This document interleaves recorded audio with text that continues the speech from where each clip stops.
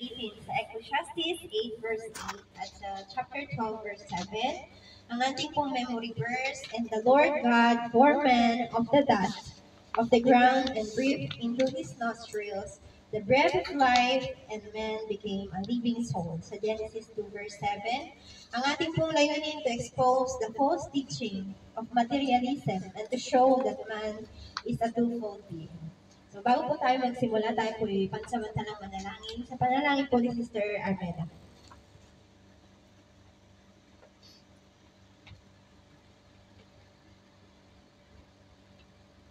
Maraming Diyos na makapangyarihan sa lahat.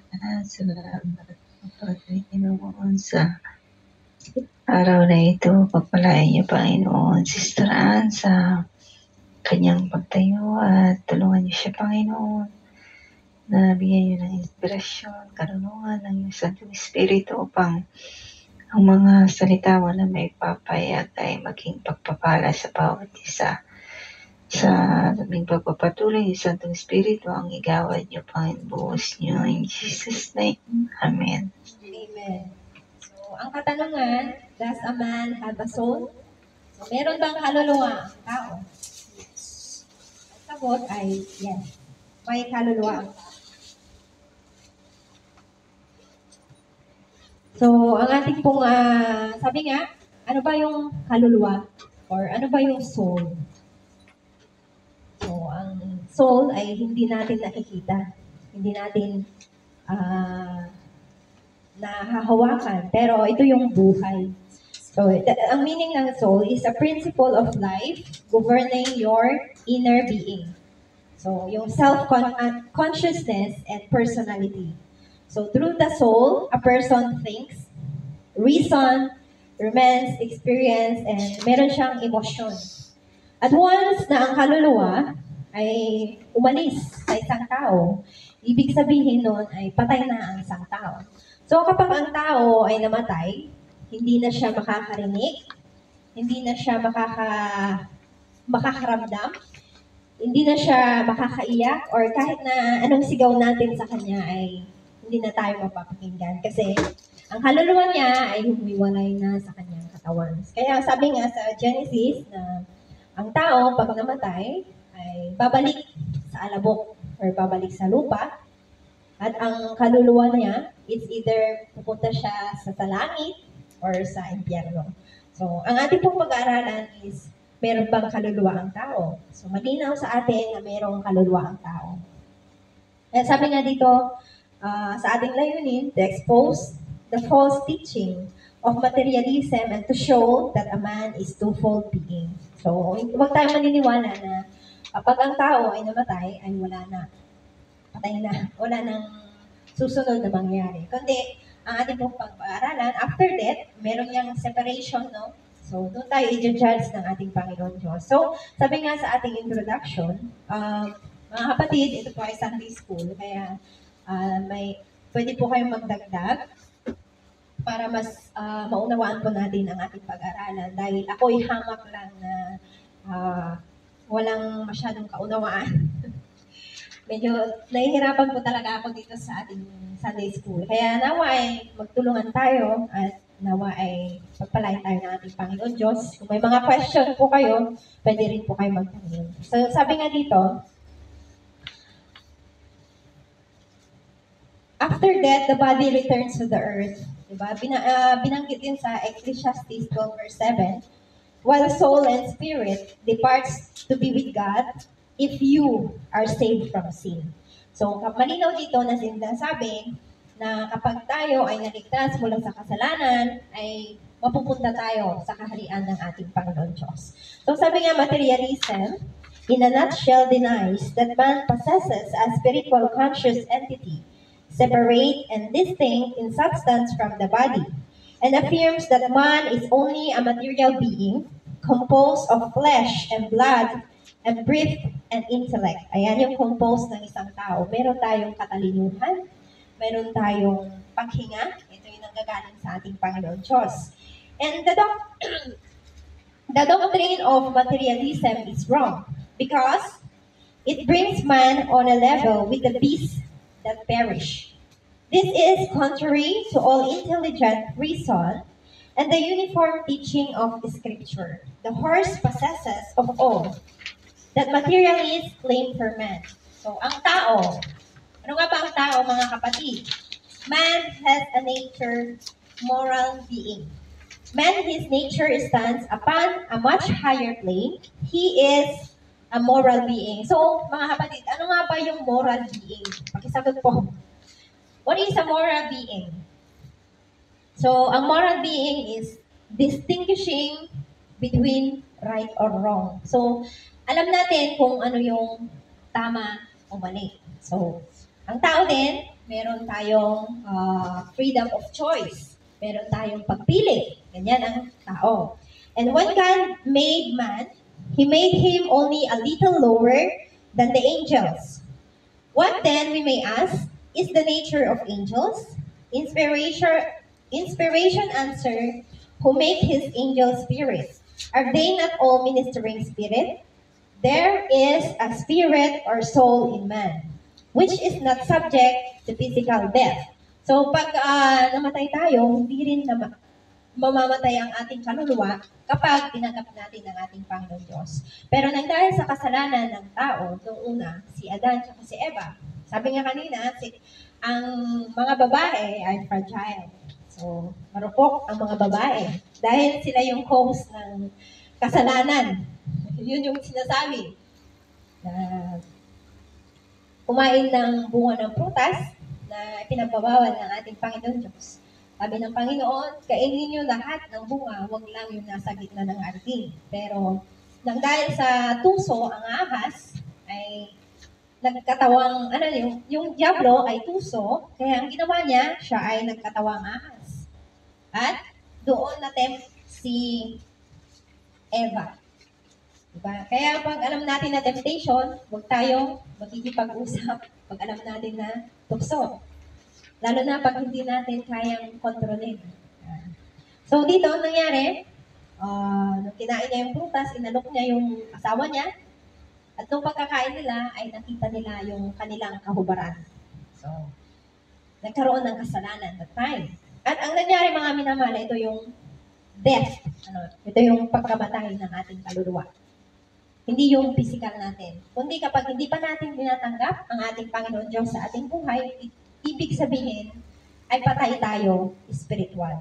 So, sa susunod po na ating pag-aaralan sa Sunday School, meron tayo dito yung first resurrection, yung unang pagkabuhay. Yung ating pag-aralan is the first resurrection of physical. Ito yung pag-aralan ko next. Kaya hindi po natin babanggitin ngayon.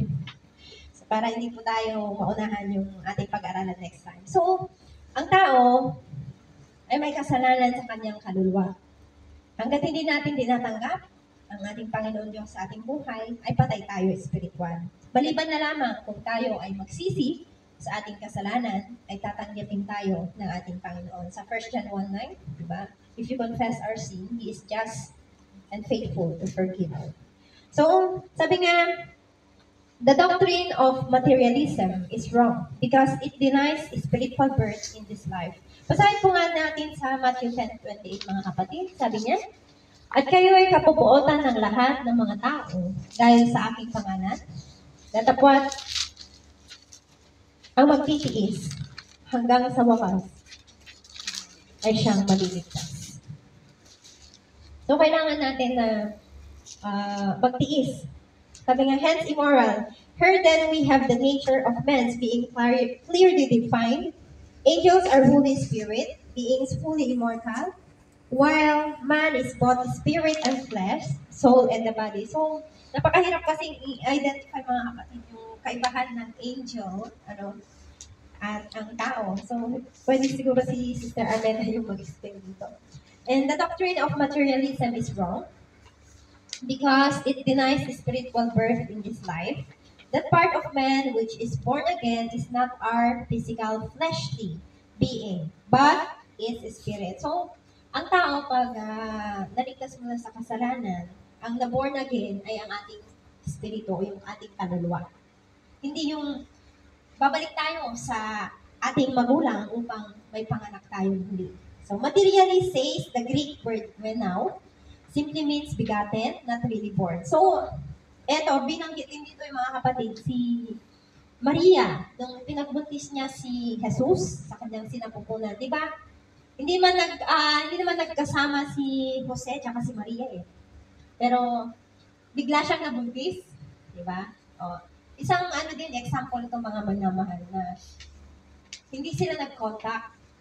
Kaya ang nangyari, nung si Jose, di ba, nabalisa na siya, gusto niyang hiwalayan si Maria kasi nalaman niyang buntis.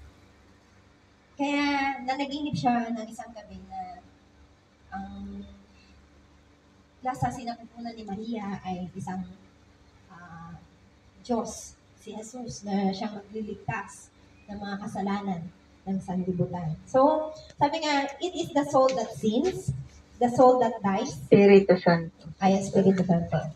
Yung Espiritu Santo. It is the soul that sins, the soul that dies, is separated from God. That's from life. O yan, yung nabanggit na to kanina. So, yung nagkakasala ay ang ating kaluluwa. So, ang ating katawan ay tanging, ano ba yung sinabi kanina? Kasangkapan. Yung kasangkapan lamang ang ating katawan. So, ang ating kaluluwa, siya yung gumagawa ng kasalanan. The soul that dies. Ayun. And it is the soul that must be born again. Ito rin yung ating kaluluwa din, yung maipanganak muli. Hindi tayo yung babalik sa ating magulang. So, mamaya malaya po kayong magdagdag, malaya din po kayong magtanong. At may mga kapatid tayo na pwedeng sumunod ng inyong mga katanungan. So, sa ating meditation, God is a spirit. John 4:24.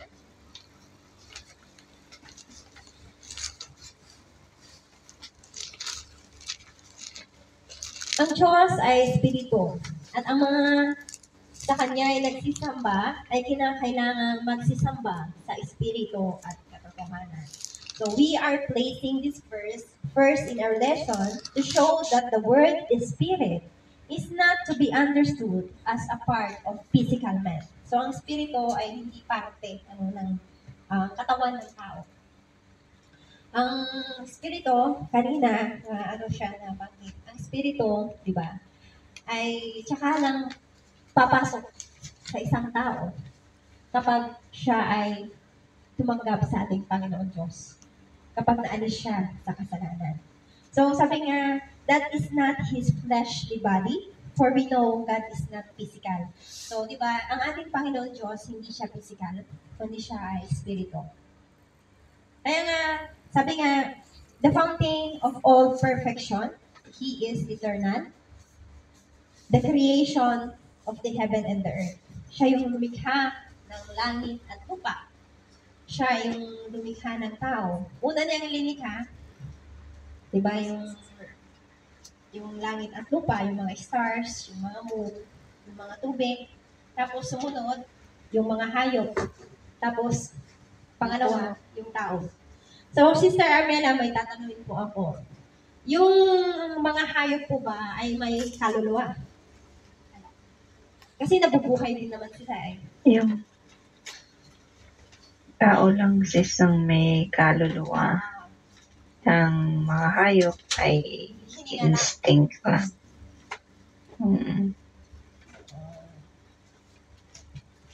Sige, malinaw po siya. So, walang kaluluwa ang mga hayop. Ano talagang instinct lang. So, malinaw sa atin. And sabi nga, saan na ako?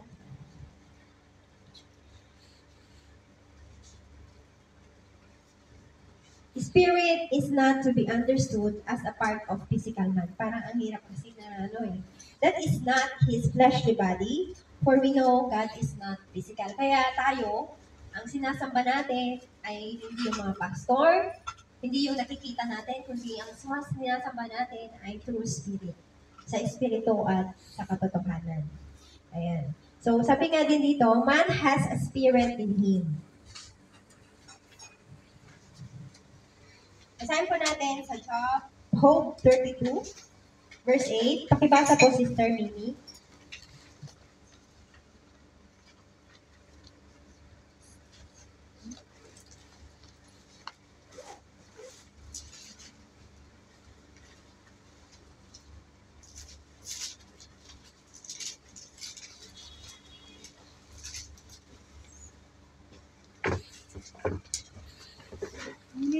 espiritu sa tao at ang nga ng mga makapangyarihan sa lahat ay nagbibigay sa kanila.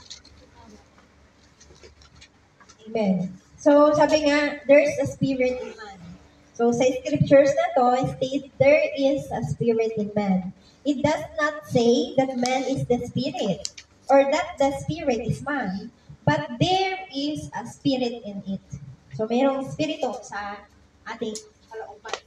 We are not to think, no, but this spirit is any more physical than God is physical. Hindi natin nga pwedeng isipin na ang espiritong ito ay physical, kundi spiritual. Sabi nga din sa sa Genesis 2 verse 27, yung ating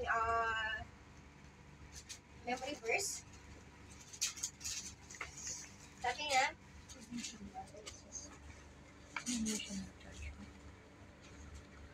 at nilalang ng Panginoon Diyos ang tao sa alabok ng lupa at hininga ng kanyang mga butas ng ilong ng hininga ng buhay. At ang tao ay naging kaluluwang may buhay. So, sabi niya, and a man became a living soul. May buhay tayo, may kaluluwa tayo. And we are not to think this spirit is any more physical than God is physical. So, pwede po kayo magdagdag dito mga physical. So, when man fell from God, the Spirit of God has grieved and departed from him, but was restored as that enlightened and correction in virtue. So, di ba nung nagkasala si Adan at Eva, yung in-explain ko kanina, ay ang Espiritu ng ating Panginoon Diyos ay umalis sa kanila. Umiwalay sa kanila. So, iniwan sila ng Espiritu Santo. So, ang Espiritu Santo ay talagang tumatahan lang sa mga taong gumaganap ng kalooban ng ating Panginoon Diyos. Yung totoo at tunay na naligtas mula sa kasalanan. Sila lang yung nagbubuhay yung Espiritu sa kanila. Na kahit may kaluluwa sila, ay yung Espiritu ay hindi nabubuhay sa kanila. Kasi sabi nga, yung Spirit ay para siyang dove na sakala.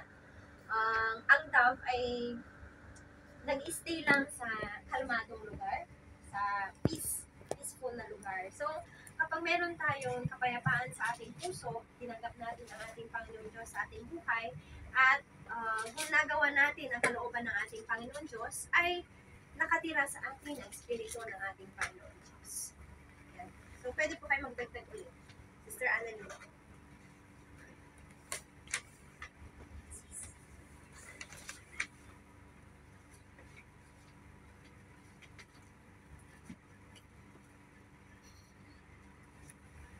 So,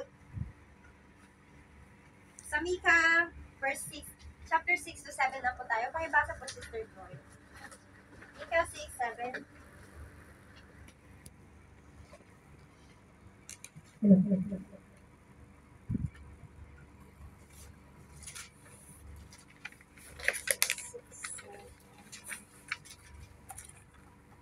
Kalulugdan baga ng Panginoon ang mga libo-libong tupa o ang mga 10,000 ilog na langis. Ibibigay ko baga ang aking panganay dahil sa aking pagsalansang, ang bunga ng aking katawan dahil sa kasalanan ng aking kaluluwa. Amen. So, yung nabanggit kasi dito na sa verse na ito ay yung mga dishonesty or mga idolatry, hypocrisy ng mga Israelita. So, dito sabi nga, we know that all scriptures that use the word soul speak of the spirit in man, but it is the soul or spirit in man that sins. It is not his breath and not his flesh. So, malinaw po sa atin na ang nagkakasala ay ang ating kaluluwa. Hindi po yung ating physical, hindi po yung ating spirit. Hindi rin po nagkakasala yung ating hininga, kundi ang ating kaluluwa. Basahin po natin sa 1 Corinthians 6 verse 18. Sabi po niya dito na magsitakas kayo sa pakikiapit. Lahat ng kasalanan gawin ng mga tao ay nanga sa labas ng katawan. Ngunit ang gumagawa ng pakikiapi ay nagkakasala laban sa kanyang sariling katawan. So malinaw sa atin na ang kaluluwa at ang ating katawan, sila yung naglalaban. So malinaw na ang katawan ay kasangkapan lang. Ang kaluluwa ang siyang talagang nagkakasala. Kasi ang kaluluwa, meron tayong karnalidad. Ito yung mga ugat ng kasalanan na kailangan natin ipaalis sa ating Panginoon Diyos. Ito yung mga karnalidad na pwedeng lumago, pwedeng mag-grow. Katulad ng isang punong kahoy. Describe po natin sa punong kahoy. Pag pinutol natin ang puno, di ba may ugat pa? So, pag hindi naalis yung ugat ng puno, ay pwede din ulit itong tutubo. So, mag-grow ulit ang puno. At ganun ang tao. Kapag ang tao ay andoon na kahit hindi siya gumagawa ng, kahit mabait siya, pero nandun yung karnalidad sa kanyang puso. Diba? Pag tinanggap natin ang ating Panginoon Diyos sa ating buhay, hindi naman agad-agad magiging hindi naman tayo mapapag-sanctify agad-agad. Kundi, meron tayong growing into maturity. Kailangan, una, pag nagsisi tayo sa ating kasalanan, di ba mapuputol na yung kasalanan na yun. Pero may naiwan pa na ugat. Ito yung karnalidad. Yung mga attitude natin, yung mga pag-uugali natin, na hindi naman nakikita. Di ba? Ito yung matapuhin, yung mga masusungit, yung mga konting mga beatitude, ma-attitude, yung magagalitin, di ba?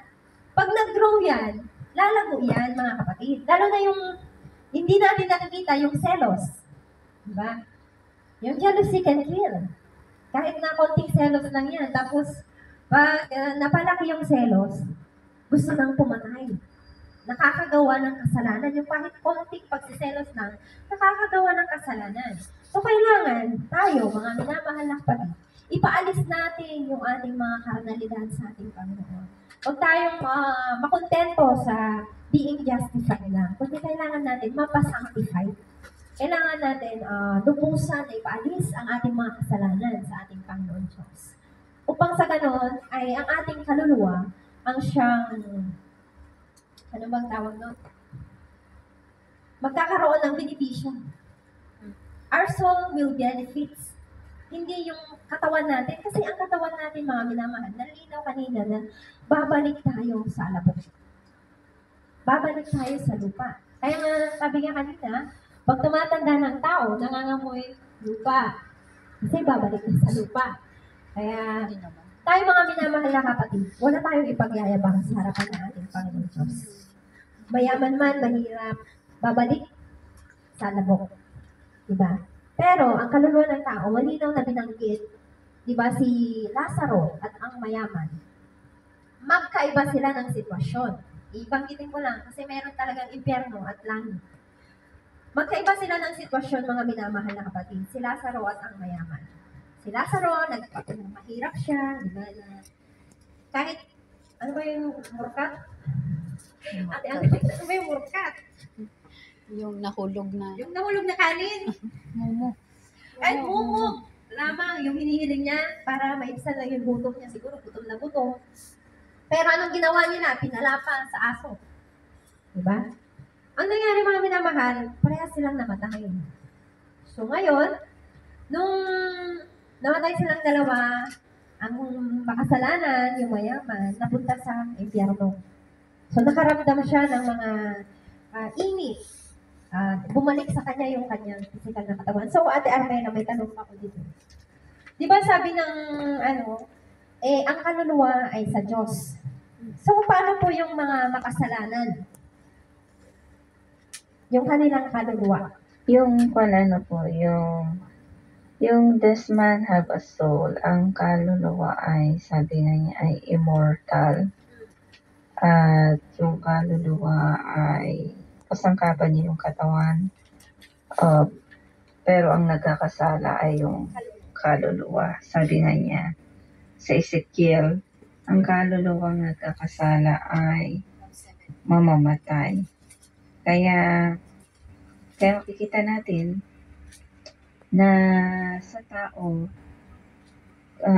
sa pag-aaral sa theology, body, soul, and spirit. Yung soul and spirit, yung soul kasi, yan yung pakikipag-ugnayan dito sa lupa. Yung spirit, ay pakikipag-ugnayan sa Diyos. Kaya kung ang tao ay nagkakasala, patay siya spiritual. Yung sabi nga niya, wala siyang communication sa Panginoon. Ngayon, patay siya spiritual, yung kaluluwa niya, wala siyang ugnayan sa Diyos, pero yung espiritu ay yun yung nakikipag-interact sa Panginoon. At once na yun ay hindi sila naghihiwalay kagaya din ng ating Panginoon, di ba? Sa may isang persona, we believe in Trinity. Kung nasaan ang Diyos, nandoon din ang Espiritu Santo, nandoon din yung anak. Parang ganun din sa tao, hindi naghihiwalay. Ngayon, once na ang tao ay mamamatay, di ko ba, yung katawan na kasangkapan ng kaluluwa, babalik sa alabok yung katawan.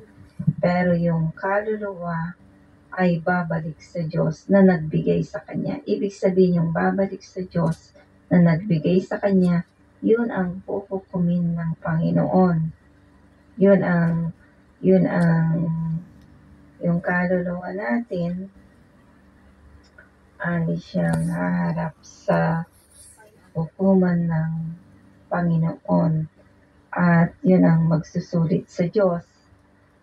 At ang kaluluwa ay walang flesh, walang body.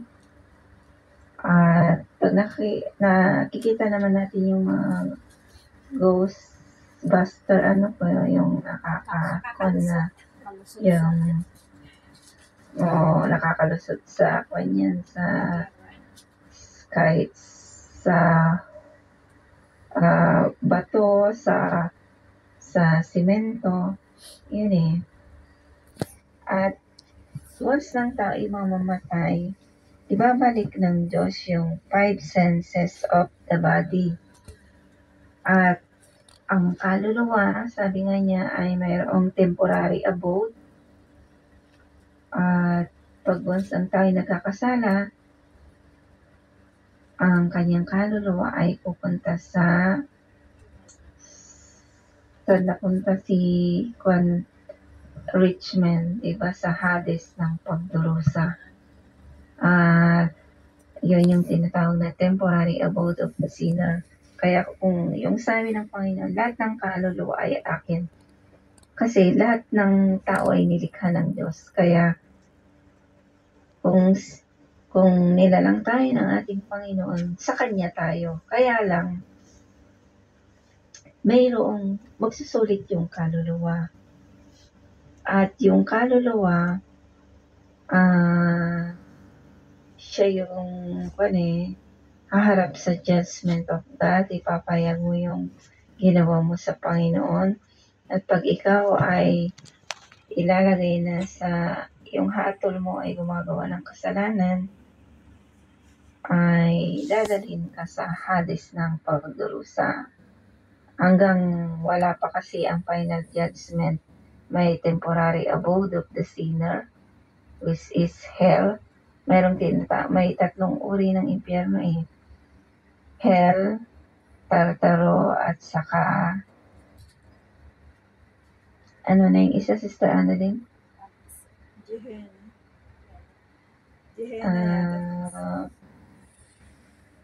Nakalimutan ko na yung isa. Yung Tartaro, yan yung temporary abode of the sinners. At yung Gehenna yung final abode of the sinner and the angel na nagkasala sa Panginoon sa final judgment. Pero once ng tao ay namatay, yung kaluluwa niya, ilalagay ng Diyos yung 5 senses of the body. Ano yung 5 senses of the body? Sense of hearing, sense of smelling, sense of tasting, sense of touch, and sense of Ano pa? Paningin. Ano yung paningin, Sister Beth? Ah, pandama, panlasa, paningin, pakiram. Yan eh. Yung 5 senses kung di pa natin nakakalimutan yung ating pinag-aralan. Kaya, kahit hindi ka, yung nasusunog ka na hindi ka natutupok, alam niyo po yun? Pero nararamdaman mo yung sakit at ang sabi ng Biblia, magangalit ang mga ngipin.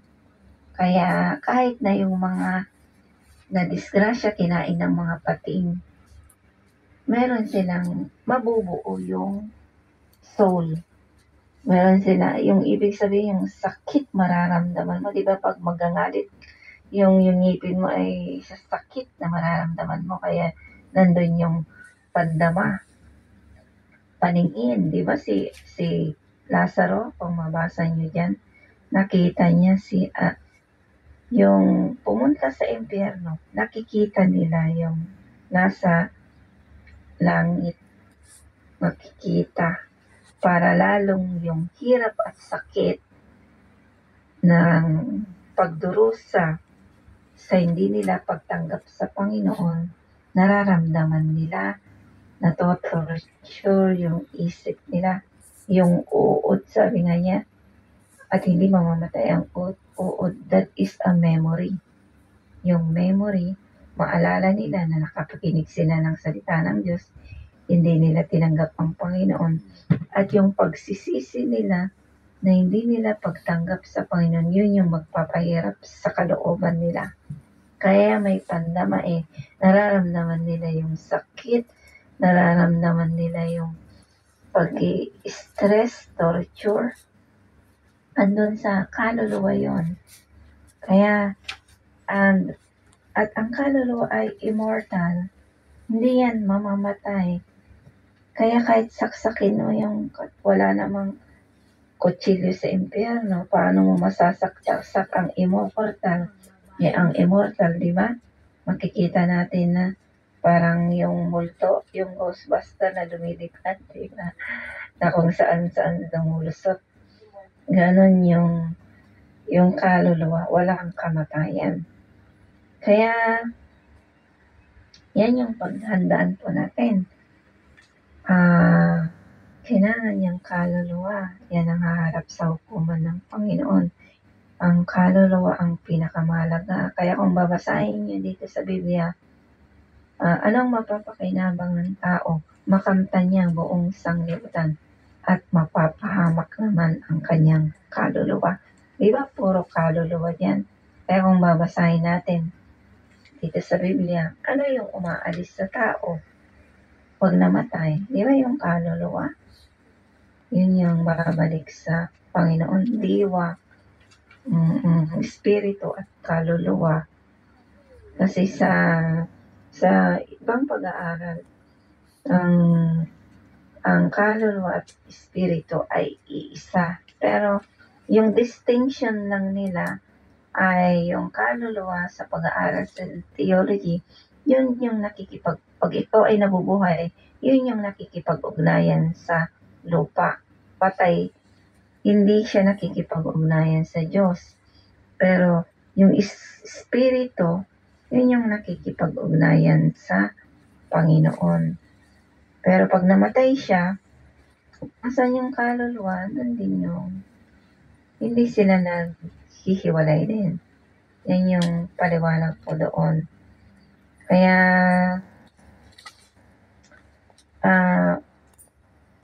sa pag-aaral sa theology po ay malalaman, maiintindihan din natin mabuti yon sa pag-aaral.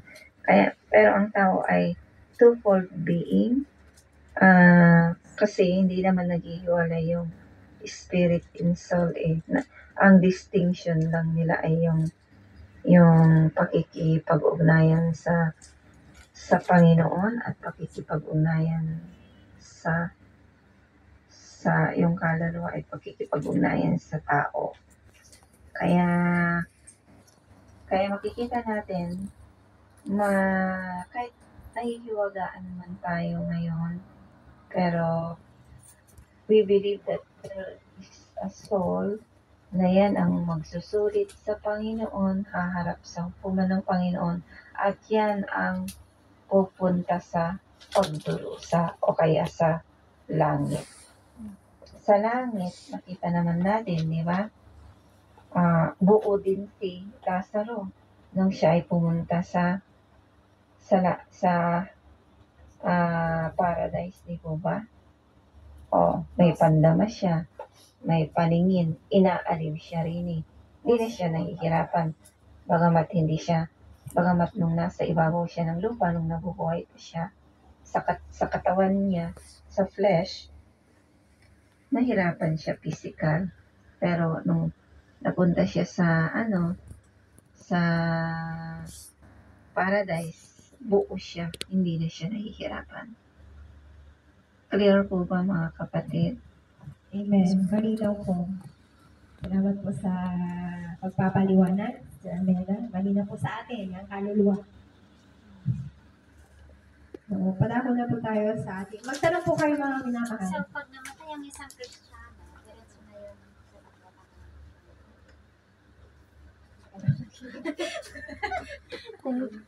Kung namatay ang isang Kristiyano na hindi nagkasala, diretso sa luklukan ng Panginoon. Pero kung ikaw ay Kristiyano na ikaw na may gumawa pa rin ng kasalanan, May hindi ka judgment pa napunta. rin. May judgment pa rin.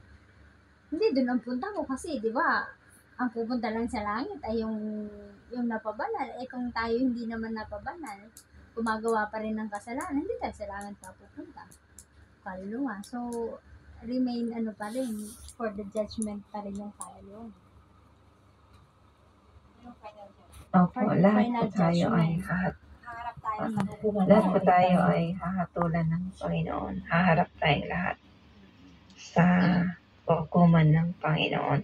Kahit na wala pa yung final judgment, once na ang tao ay mamatay, sabi niya sa Hebrew 9:27, pagkatapos nito, paghuhukom, dadalhin ka na ng mga anghel. Diba?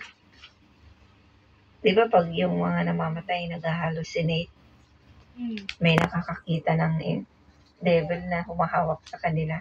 Diba? So, pero ang kwan noon, ibig sabihin, anghel ang magdadala. Hindi natin alam kasi parang yun naman yung nakikita ng iba na may anghel sa tabi nila. O kaya yung iba may devil sa kanila. Pero ang ano doon, namatay ka, aakyat ka na kaagad sa kanya. Aakyat na yung kaluluwa mo agad sa kanya. At ang diway babalik. Kung hindi man anghel ang magsusundo sa'yo, o kaya diba? Parang ganun yung mga sumusundo, diba? Si Queen Elizabeth nga, nung namatay siya, nakikita na niyang kinukuha na siya ng mga devil O siguro naman ang Kristiyano, pag namatay siya, ang kukuha sa kanya ay angel. Matakot ka pag hindi. Ang susundo. Kasi yan yung nakikita natin sa mga personal experience ng mga namamatay. Ang sumusundo sa hindi Christian ay devil. Ang sumusundo sa Christian is maluwalhating namamatay. Parang si nanay, inakita kong si nanay unti-unting namamatay. Pati yung nanay ni Sister Meldy. Nakita ko din sa video ng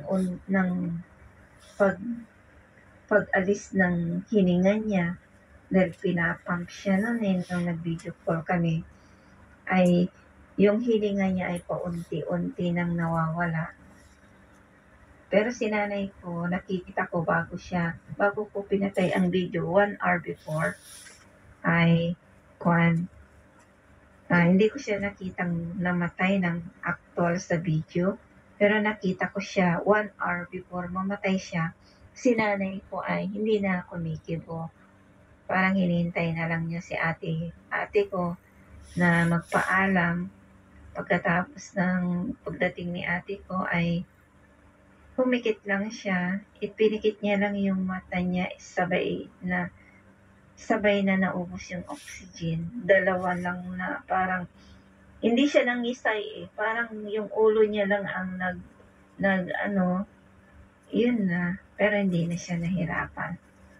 So, naniniwala ako na sa mga Kristiyanong namamatay, angel ang, angel ang kumukuha. Nag-a-assist paakyat. Amen. Malinaw po, Auntie Joy. Yung katanungan mo. Para lang Sa 6:20 na po tayo mga kapatid sa 1 Corinthians. Sapagkat kayo binili sa halaga, duwalhatiin nga ninyo ng inyong katawan ang Diyos. So, you are bought. Yeah. You are bought with a price. So, gaya ng isang alipin na binili ng kanyang amo, ay pag-aari na siya ng kanyang amo. So, he is a sole property na. So, gaya ng example na pag si Sister Joy bumili ng iPhone. ay, hindi siya iPhone kasi hindi niya magiging alipin. Pag bumili siya ng kalabaw, instead of iPhone, yung kalabaw magiging alipin niya, gagawin niya lahat kung ano yung gusto niyang gawin sa kalabaw at susunod sa kanya. So, ganun din sa atin na tayo ay pinili ng ating Panginoon Jesus ng kanyang sariling dugo. Sabi nga, mahalaga yung pinambili sa atin. So, dugo. So, ang kapalit ay ang ating buhay, yung ating pagsakripisyo na ating buhay. Di pagkaloob din natin ang ating buhay sa Kanya, lahat ng kalakasan natin, lahat ng buong puso, buong kaluluwa, yun yung pagkaloob din natin sa ating Panginoon Diyos. Kasi tayo ay pagmamay-ari na ng ating Panginoon. Nung simula tayo ay dinubos sa ating mga kasalanan. We are paid. So, ano ang pambayad natin sa dugo? Hindi naman pwedeng ibayad din natin yung dugo natin. Ang kailangan lang gawin ay ipaghandog natin ang ating Panginoon. Ang ating sarili. Mamatay tayo sa ating sarili. Paano ba tayo mamatay sa ating sarili? Yung ating kaluluwa, di ba? Siya yung nagkakasala. Kailangan, we need to be born again. Ayan. Para makapagbayad tayo sa ating Panginoon Diyos. Kailangan na maalis tayo sa kasalanan, yung ating kaluluwa, diba? Mamuhay ng malinis at malayo sa kasalanan. Yun yung kailangan natin gawin para makabayad tayo sa ating Panginoon Diyos. Kasi ang kasalanan ng kapalit ay kamatayan. Kailangan natin mamatay sa kasalanan. Para sa ganun, we need to consecrate our life para ihandog natin ang lubusan ng ating sarili. Kasi sabi nga, meron tayong final judgment. Kailangan ipaghanda natin ang ating kaluluwa. Mamaya, kukunin na tayo sino yung susunod sa atin. Parang kabahan tayo kung alam natin ang susunod yung mga angel. Yun pala ay susundin tayo ni yung kampay ni kamatayan na itim. So, kailangan malinaw sa ating mga minamahal na kapatid na ang kailangan natin mamatay sa ating sarili ay maalis tayo sa kasalanan. Mababanggit po natin yan next Sunday. Kaya doon na lang po ay magtanong kay Sister Armela. Yung bakit tayo binili again samantalang, diba, man is the masterpiece of God. Nilalang tayo ng Diyos na in His own image. Pero because of may sariling pagpili ang tao. Freedom of choice and freedom of will. Imbis na sana si Adan at Eva nilikha silang banal at malinis, walang kasalanan, pero pinili pa rin nila ang magkasala. Kaya nung sila'y nagkasala, gumawa ang remedyo ang Panginoon. Then, basta pagmamahal niya sa tao, ibig sabihin yung obra maestra. Obra maestro ba, Sister Beth? Obra maestra. Masterpiece na. Oo, ibig sabihin ng masterpiece of God, we are created na mahalaga dahil tingnan niyo yung hayop po, sinabi lang ng Panginoon, magkaroon ng hayop, magkaroon ng liwanag, pero tayo, kumuha siya ng alabok.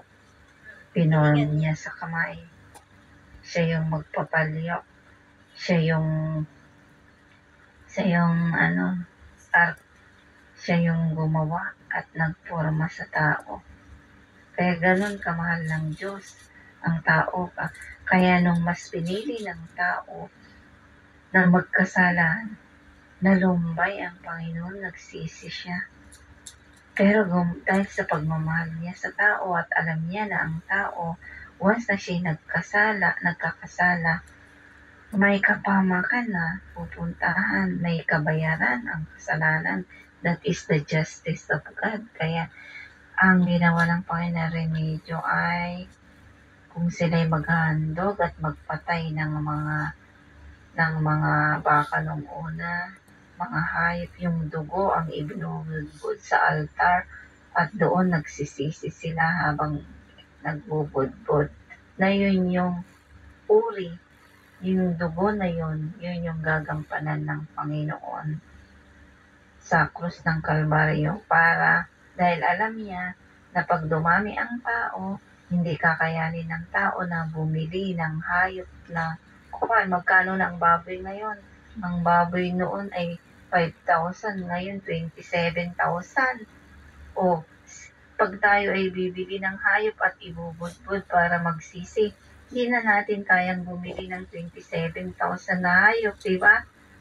Na malinis pa, walang dungis. Kaya ang kalintulad ng Jesucristo na yung korderong pinatay, malinis, walang bahid ng kasalanan, na pinangtubos sa ating kasalanan. Para lang tayo ay matubos. Pero may part pa rin ang tao para matubos. Bagamat ito ay ginawa na ng Panginoon sa krus ng Kalbaryo, anong gagawin ng tao? Magsisi lang para makamit mo yung kapatawaran. Hindi ka mapapatawad hanggang hindi ka hihingi ng tawad sa Panginoon. O, ang Diyos lang tumubos sa atin kaya wala na tayong gagawin. Hindi rin po pwede yun. May parte ang tao para matubos. Kailangan niyang magsisi at manampalataya sa dugo ng ating Panginoong Jesucristo na nagpapatawad ng kasalanan. Amen po. Amen po. Malinaw po yan mga kapatid. So, kasi sabi nga din sa Romans 6:23, di ba? Datapwat, sapagkat ang kabayaran ng kasalanan ay kamatayan. Datapwat, ang kaloob na walang bayad ng Diyos ay buhay na walang hanggan kay Kristo Jesus na Panginoon natin. Kaya malinaw po sa ating mga minamahal Diyos. Binabanggit po ni Sister Armela. Kaya sa John 3 verse 6, ayan, Sister Armela na po mag-explain dito. Sabi dito, ang ipinanganak ng laman ay laman nga, at ang ipinanganak ng espiritu ay espiritu nga. Sister Mela. Di po ba si ano yan?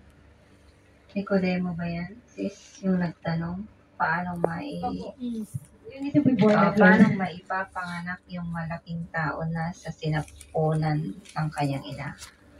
Kaya sinabi ng Panginoon, ang ipinanganak sa laman, kung ipinanganak ka ng nanay mo ang nagluwal sa'yo. Ngayon, sa spiritual na implication, pag tayo ay nagsisi, you need to be born again. Ibig sabihin, yung espiritu natin, yung kaluluwa natin, yun yung maipapanganak ng, yun yung kung ipinanak ka sa espiritu, pakiulit na po yung espiritu. Ang pinanganak Ang pinanganak ng sa laman ay laman nga, at ang ipinanganak ng espiritu ay espiritu nga. Ay espiritu nga. Ibig sabihin, spiritual ang sinasabi ng Panginoon yan. Flesh and spiritual. Kasi diba sa flesh, pinanganak ka ng nanay mo. Pinanganak ka niya. Ngayon, sa spiritual, kailangan mong maipanganak na muli, spiritual. Kailangan mong magsisi at yung makukugasan doon yung kaluluwa mo na nagkakasala. Ang Diyos ang siyang maglilinis, kaya nga tinatawag na born again. spiritual na kapanganakan. Kasi yung espiritu mo, yung kaluluwa mo, yon ang malilinis. Naintindihan po ba natin mga kapatid? Amen po. Kaya ngayon yung tinatawag ng born again experience, spiritual. You are na ipanganak ka spiritual. Kaya yan yung tinatawag na born of the spirit.